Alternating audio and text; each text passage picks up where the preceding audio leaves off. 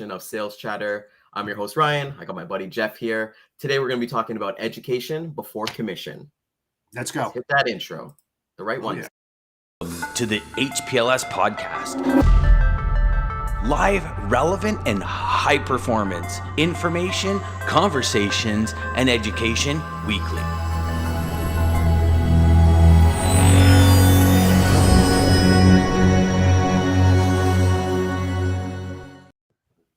So I got to Good tell you, morning. Jeff, good morning. This is something that I've always wanted to kind of dig into. I think it's like really, really important that we kind of get into education before even picking up the phone, like even your Oh, first yeah. call. Good morning. Good morning. Pretty sure it's going to be Lisa. Good morning, Morning. everybody. Oh, no, Lisa's Lisa. Lisa, you lost by Hey, like half a oh, second. the- We gotta give the crowd or something like that. I don't know what's going oh on, Lisa. yeah, You gotta be here. you've got competition, Lisa. Somebody's filled my spot. Yeah, I know. She's come for number one spot. I know she'll be on it tomorrow morning right away. So Yes. Jeff, like I said, this is something that I really, really like. This is something that we can go in so many directions with. Oh, I yeah. feel like you can do a 10 episode on just education alone. But let's just kind of get started in terms of education. What does that mean to you? And what is when somebody says, "Hey, I got to educate my customer. I got to educate myself." What are some things that you kind of do for your own self? Yeah, absolutely. I think first and foremost, Ryan, that it starts before the call even happens. It's pretty much planning out your week, especially if you're in a specific niche. You want to know who you want to reach out to. You want to know about the company. You have to dig into that. You have to do research. You just can't do it coldly, if that's a word, but before you make the cold call, you have to know who you're talking to. It's very, very important. You have to know their background. You have to know the company, what their product line is, where their facilities are. You really got to dig in deep because you have to get on their page before you even make that call and then be ready for those questions, so that there's some type of congruency, which is missing. And I know that as a fact because being on that side of the fence on the operation logistics side for 35 years, I used to get those calls from those logistics guys and those freight brokers that never did any background check. And another thing is that it's just important for the shipper to do the same damn thing. It really is, because if you want a good service provider, you want to know who you're dealing with. And so if someone calls you up, you want to know that person, you want to know who they work for. It's not really the company. Let me Yeah. rephrase that. It's not the company that you're working with. It's really the individual. Yes, you want to know the services that they can provide you and if they can support your needs. But it's that person, it's that key point of contact that you are going to be engaging with, that you really need to know that he knows your business and you know him or her. So, it's very important, extremely important. Perfect. And it's for me, as a sales rep and educating these shippers as well. I'm a big believer in control the controllables. Anytime I send an email or I send a phone call, it's not up to their side. Like it's not my personal feelings for them to get in the way, right? So I detach from the outcome. What we can control is the output that we make. Education is a huge one for me. I like to kind of do the research, going into modes of research, because I know on LinkedIn or other kind of like YouTube videos, everyone says do the research, do the research. This is why I really like the show today, because we're going to give exact reasons and exact options of what we actually do. For myself, when I kind of go into research for a brand new prospect, is that before I even pick up the phone, you do the research. I like to look at sustainability reports. That's something that's big for me, that I like to go green. That's something that it's a personal belief of mine. And it kind of comes back to Jeff, what you always kind of say, like you want to find that niche, you want to find that ICP, somebody that you can work with, right? So Yes. if you're a dog lover and the company doesn't believe in, like, let's say sustainability or anything like that, then it's like, might not be a fit for you to connect congruency, right? Yes. Just so for like the research, like what I like to do is sustainability reports. Before I actually call the shipping manager, and let me know what you kind of think about this, Jeff, is that I like to call other departments within the company. I like to call sales, because as a sales rep, who doesn't like to talk to another sales guy? We can talk each other's ears off and find out the true information, right? Like sales reps are usually easy to show their cards a little bit. Talk to accounting, find out what issues they're having, because the shipping manager can be saving a whole bunch of money on their end, but when it comes down to the accounting process, it's taking time, right? And time is money, as you know. But Jeff, what do you kind of think about like basically calling different departments? Is it something you kind of do right now? What's kind of like your train on that? No, and here's the reason. And everybody has their own ways of doing this. For some, traffic manager, logistics manager, they might think that you're going behind their back before you even engage in them by going to these other departments and hitting them up first, and then coming to them and then saying, hey, by the way, I just talked to your freight payment services department. I just talked to your operations manager, et cetera, et cetera.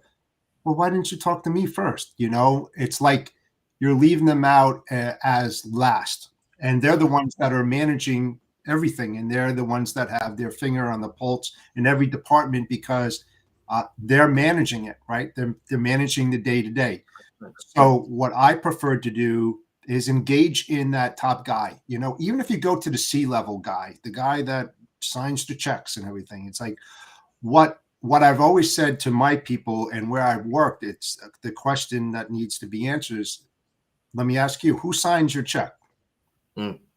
No, seriously, Ryan, who signs your check? The company, the company that I work with, but no. The ones who sign your check are your clients. They're the ones that pay your customer and your company, and your company therefore pays you. Without that engagement and getting deep into their operation, you're not going to get paid, especially if you're an entrepreneur and that you're a broker. So that John Hancock on that every check that you get every week that goes into your bank account is your client's signature.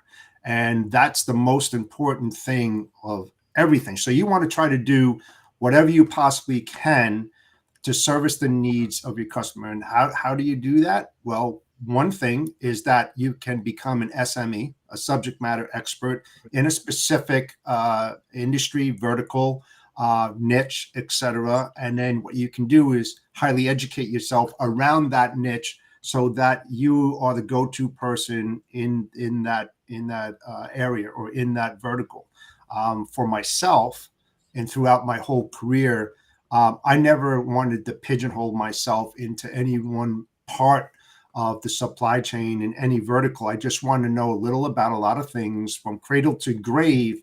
So in case that question came up, you can have a pretty good intellectual conversation with them about a specific topic. And then if you needed to do more research as things unfold, you know where to go to find that information, to give it to your prospect or your customer to help with the engagement to build those long-term business relationships.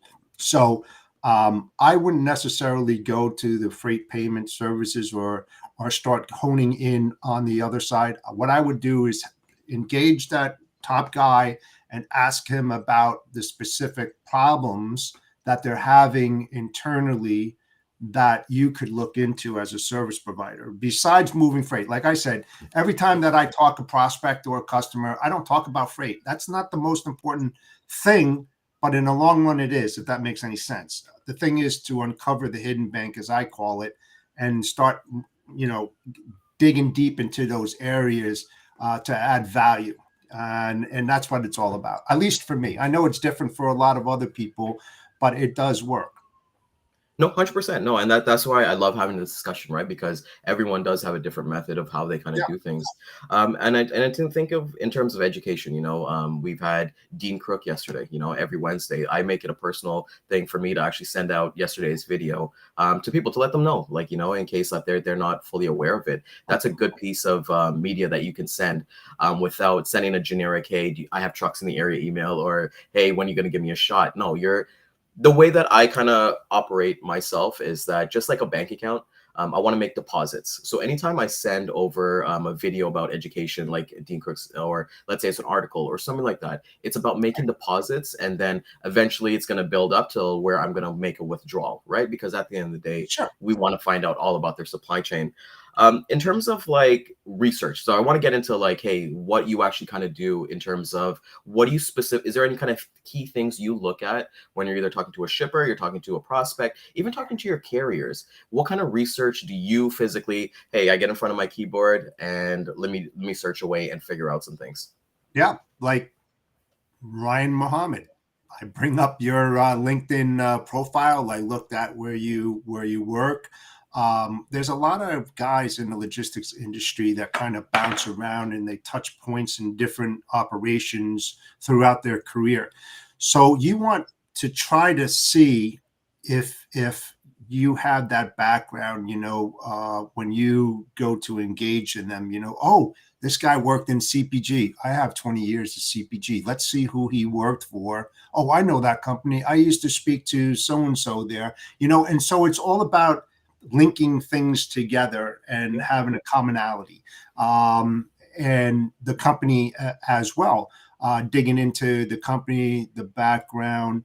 I always go through all the different pages within the website itself. I want to know where their facilities are. I want to match that up against my expertise and where I've moved freight, and then kind of saying, well, that's not really in the geographical area that I specialize in, but this one is. So you start building that conversation around specific things within that company, whether it's international or it's rail, and they say it sometimes when you dig into it. Sometimes it says, "Oh, fill out this form if you want to become a service provider and engage in us." Right? I mean, yeah, okay, sure. That's just going to get tucked or put into a shredder, So the other thing too, when you were talking about deposits, and I'm going to sit in a logistics chair, okay, and you are contacting me. One thing that I found very irritating, and I think it's related, Ryan, to how much revenue is at stake to divide up amongst carriers. Okay, if you're a big shipper and you're like 50 million, $100 million, you're going to get hammered a lot. And what comes with that hammer besides calls? Emails. And what comes within emails?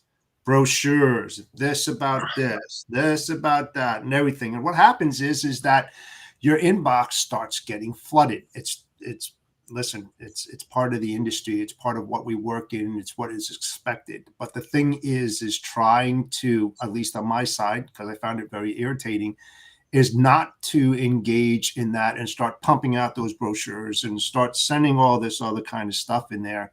I would only do it after I have engaged it and someone has an interest in what I have to say about my value, my background, my expertise, my niche, right? The verticals that I've worked in. That opens up the door. Hey, can I send you this? I know you probably get a ton of emails, but listen, I'd love to send you a little bit about my company and what I specialize in, and then you just go from there. But I've talked to a lot of people too, fellow guys that I've worked with in the industry for a long time, and that's a big issue. Just imagine, how many of us are out there on the brokerage side, and how many send those emails to the same guy how many times a day. It's it gets filtered into their trash folder really, really quick. And then it's like, you know what, I completely agree, because like even when I first started, we have an introduction package, and we just kind of basically spray and pray right from that end, but that doesn't get you anywhere. Lisa brings up some really, really good points here, saying that finding something to build rapport and connect with the person, work towards building a strong foundation towards a long-term partnership and relationship. And that's the way that I kind of operate. I'm a relationship guy. If I see somebody like through LinkedIn or anything like that, they've got like, obviously I'm actually repping Brandless Rescue Goods, who I volunteer with. We sell merch and we give it back to dog rescues. But anyways, if somebody has anything to do with dogs, I connect automatically. Like that's my kryptonite. So if it's a shipper or anything like that, I think with this industry, it's an $800 billion industry at least. We have the ability to pick who we want to work with, right? At the end of the day, like it's 100% fact. And Lisa brings out something here as well, is that have to find a way to stand out and be different. You can't, Absolutely. you know, like you said, you don't send out those intro pack emails. It doesn't make sense to send out brochures, right? For me, I'm a big video guy. I will send videos, I will send articles, I will send different things. But like I said, that's for me making my deposits, and not even we're coming back to emails too, because like I find like a lot of emails, education, that I've seen, they're way too long and they're too wordy. If you can't, my personal emails are less than 3 sentences, to be completely honest. That's the way that I kind of operate. Something personalized, boom, here it is, boom, I'm out. I detach from the outcome. Poke the bear and then leave. You know, that's kind of the way that I kind of Oh yeah, operate. you got to leave that what I call the 3 second impression, because that's all Yeah, they're going to spend on it is less than 3 seconds. You know, it's going to be that subject line and pretty much the first sentence. And if it sounds the same like every other email that you get, it's gone. You know, so you have to be creative in your when you're sending emails and creating emails that just grabs that attention extremely quick. And like I said before, and I'm being honest, I don't make many calls. I really don't, because I just specialize in certain things and I focus, you know, everything in on that, and then I expose that company and I drill deep into that company. And like I said, every company has spider legs, and it goes out to many different vertical suppliers, vendors, DCs, manufacturers, everything. And I do a touch point on every one of them. And then what happens is that they too have spider legs. And so one becomes 3, 9, 27, 30. And before you know it, if you do it right, you don't have to make a lot of calls. That's just the way that I do things, because I know that you spend so much time making cold calls that it takes up a lot of time and takes away from your focus on the priorities that you should be focusing in on, especially you have big customers. And then you divert that focus and you start making those phone calls, and you're looking at all these other things. Like I said before, to me, and I keep on saying it, it's not about the quantity of calls that need to be made every week. It's the quality of the calls made. Are they quality? Are they going to get you into the door? You know, that's why it's so important for those to figure out their niche, their specialty, you know, and focus into that mode, whatever it might be, and just engage in that.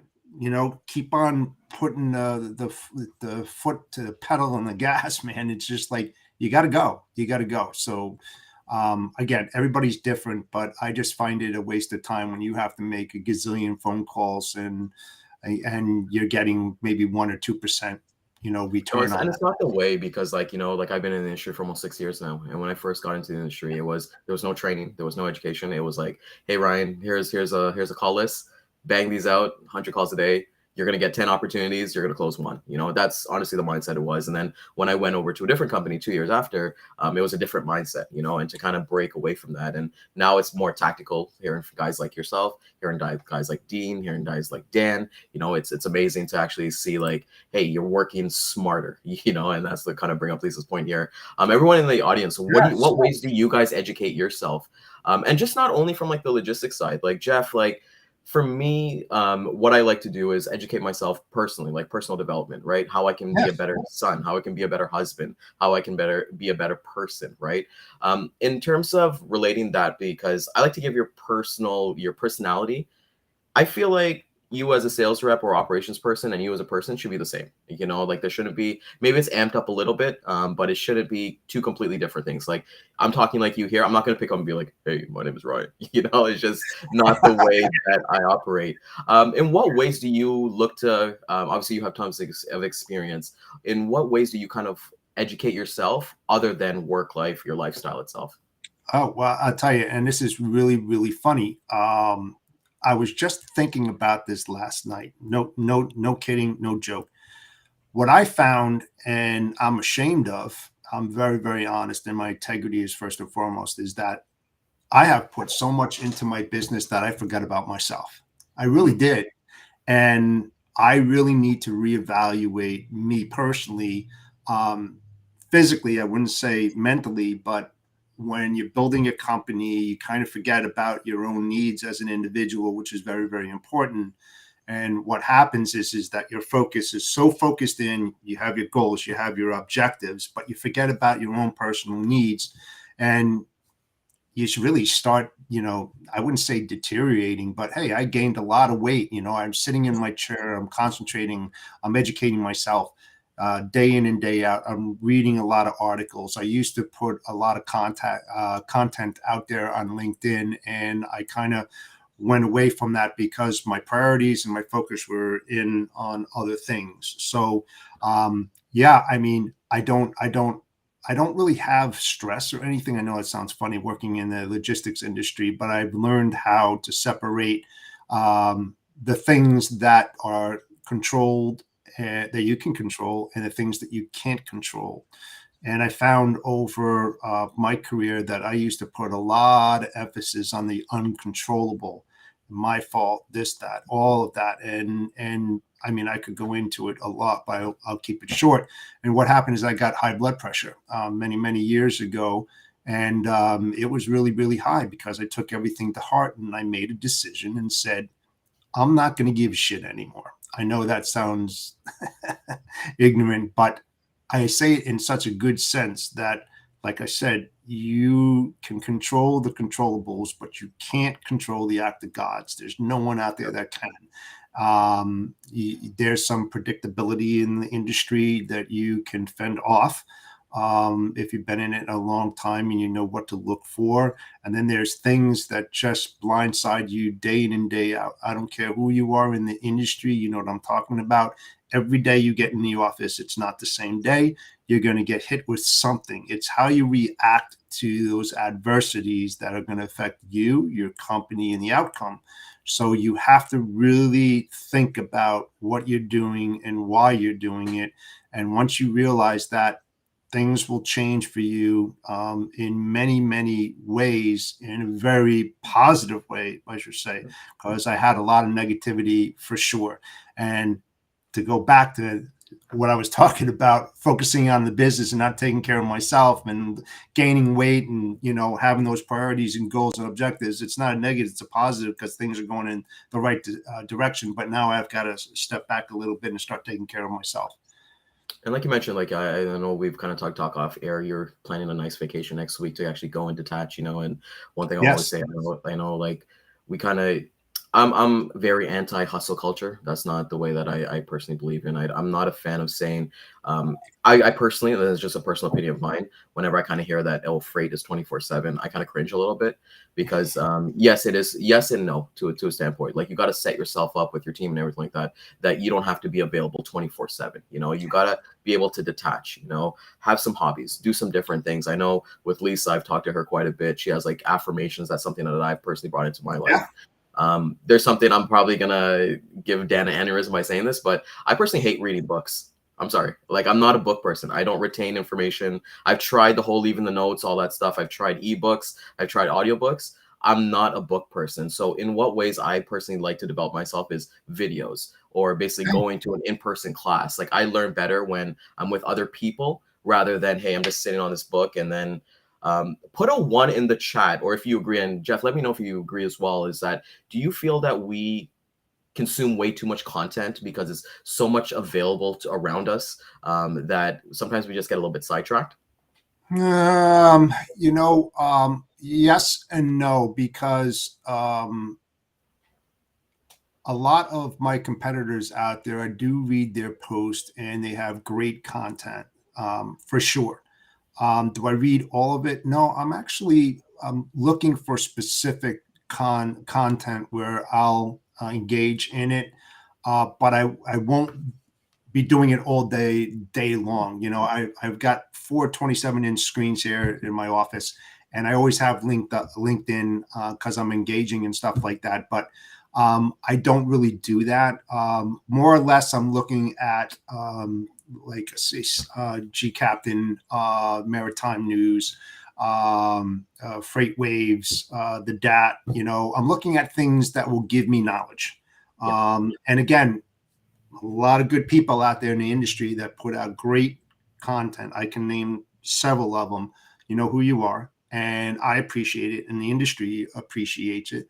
And if you just kind of hone in on what you really are looking for as far as content, look it up and stay in that lane. Don't try to overdo it and try to absorb everything that's being posted out there. It's going to drive you crazy. But yeah. So to answer your question, Ryan, yes and no. I mean, I'm just being honest on that. It's just there's so much out there. There really is, and it's good. It's good stuff. It really is. It's good stuff. It's amazing stuff. And Lisa brings up a great point here. First step is recognizing what you can and cannot control. And at the beginning, I said control the controllables, right?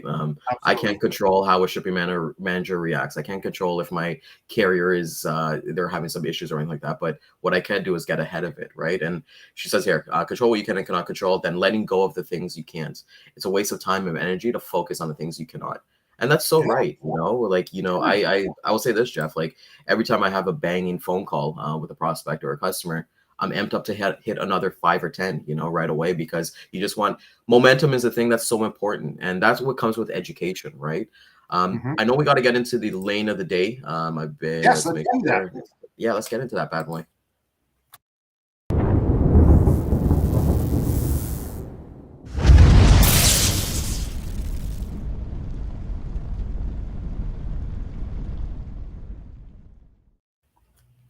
Beautiful graphic. So the lane of the day today is going to be from Greenwood, South Carolina to Memphis, Tennessee. The line haul RPM is $2.36 a mile. With fuel, it's coming at $2.99. Contract, including fuel, is looking at $2.93. So only a difference about 6 cents or so. Year to year, the difference between spot is going to be 3 cents. We're looking at a significant jump, likely driven by the in-gate closure initiated by the NS. Current rate is about 43 cents per mile higher than the August average. So that's a pretty good lane right there if you want some data on that. And that as well, that's education, right? Like there could be somebody listening who does this lane and could take this back as well. Jeff, in terms of research and coming to your habits, like you said, you've got to kind of detach from the business a little bit and kind of work on your personal self and things like that. What kind of habits do you think has worked for you over the 35 plus year career that you do daily for yourself in terms of work and professionally? Well, I don't look at my emails when I first wake up. That's for sure. I used to look at them throughout the whole night. You're sleeping and then you just happen, to wake up, you grab your phone, you look at it like, God, did I miss something? So I turned it off because you really can't do much at night when you really think about it, right? So, get a cup of coffee in the morning, then I open up the emails, I open up, all my screens, what I want to look at in the morning, look at my analytics every morning, see how I'm doing, see how my team's doing. And yeah, I mean, and then I'm starting to break away from my desk during the day because I kind of sit here for 8-9 hours. I really do. Because I'm always reinventing and stuff. So those are pretty much in the most simplistic way. That's my habit, but I got to change it because I do have some bad habits. I got to break away, got to walk around the block, take an hour out for my own self and start thinking about, like I said, thinking about me. But that's what I do. Yeah, and you know what? I think this should probably be another video. I think next Thursday you and I should probably get on here and talk about habits. I think habits is such a great thing. I not to call you older or anything like that, but I'm a lot younger in terms of what the demographic and everything like that. So for my people around my age and stuff like that, we tend to get on Instagram, get on TikTok, and we just endless scroll, right? Like how many times you go through a rabbit hole on YouTube or something like that, and those are things that we can control, right? But it's something that I was talking about, we consume way too much content, you can put on the news, that's so much content right there. You go on your phone, there's so much content waiting for you right there too, right? But I think we'll leave that for another video because we can get into this. And to your point, I was you, man. 30 years ago, I was I was a hot shot, man. I thought I could do everything. I was always constantly busy, and I was outworking everybody. Yep. Everybody, I could load a truck faster than anybody else. I mean, because I used to load trucks, you drive forklifts when I first started out. That's why I have some pretty good experience in there, because I've done a lot of that stuff and then worked myself all the way up. So yeah, I understand, the younger generation and what they're going through. And my advice, slow down, take it easy. You're going to get to where you need to be, but think about it, and have a lot of patience and do it and focus in on what you are good at, and don't be a jack of all trades or think that you can do it all. You're going to find yourself getting pigeonholed, and it's not going to do you a lot of good, and listen to your peers. Talk and engage with your managers, ask questions. You heard it many, many times. There's never a stupid question. Talk to mentors, SMEs, other people in the industry. Learn as much as you possibly can, but pace yourself. Pace yourself, pace yourself, pace yourself. Perfect. And I think that's a perfect way to end it. The only thing I would kind of say, just be a student of the game, like that's just always be continuously learning. I want to thank you, Jeff. Honestly, it's been so much fun. Enjoy the amazing vacation. Any kind of cool things you're getting up to today or tomorrow? I know you had like the golf tournament last week for that amazing charity. Got one next week. I'm going to be on Trey Griggs' show next week, I believe on Wednesday. Got a lot of RFPs, got a lot of stuff that I'm working on still, in my partner as well. So, full steam ahead, man. Got to keep the foot on the gas, but pace yourself. Definitely, for sure. So I want to thank everybody for coming out this morning, taking a look at us. We are going to be hitting the replays at 12 and 3 o'clock Eastern time. As always, you can follow us on Facebook, on Instagram. Sorry, not Instagram. Well, we're going to get an Instagram page eventually. LinkedIn and YouTube as well. Want to thank, honestly, Dat for obviously giving us the lane of the day. I thought it was an amazing episode. And thank you, Centurion Trucking, for always being around us and being a sponsor of the show. Absolutely, man. Have a Centurion Trucking, our motto is people before profit. Today's market requires more transparency, consistency, and focus on what our clients need to win. Centurion Trucking and American Logistics are poised to help their clients achieve and surpass their targets. If you're looking for a team that honors your needs, dreams, and aspirations, then get a hold of Daman at American Logistics or Centurion Trucking and start designing your career today.